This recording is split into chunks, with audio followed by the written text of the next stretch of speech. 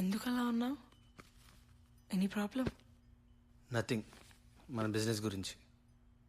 It's okay, చెప్పు. నేను కూడా నీ బిజినెస్ పార్ట్నరే కదా. మనం ఓపెన్ చేసిన ఫుడ్ చైన్స్లో కానీ మిల్క్ పౌడర్ సేల్స్లో కానీ ఎక్స్పెక్ట్ చేసినంత రిటర్న్స్ ఏం రావట్లేదు.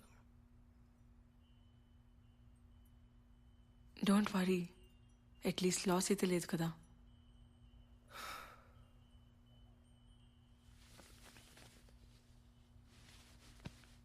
ఆల్రెడీ మార్కెటింగ్ బడ్జెట్ కూడా దాటేసాం. అంతే కదా.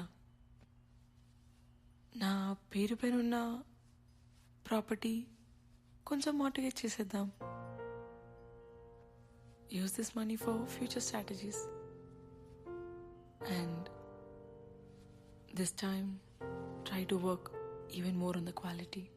We will definitely do well. Thank you Sam. I'll repay for this. Shut up, Deepak. We are family. పరాయి వాడిలాగా మాట్లాడతావు. అలా కాదు, అది మీ నాన్నగారు నీకిచ్చిన ప్రాపర్టీ కదా, అందుకనే ఆలోచిస్తున్నా. అవును, ఇప్పుడు మనది. నీకు హెల్ప్ అవ్వని ప్రాపర్టీ నాకు మాత్రం ఎందుకు?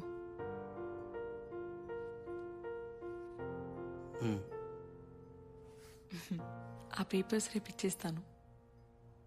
Now just relax and sleep. Thank you Sam. Love you. Love you.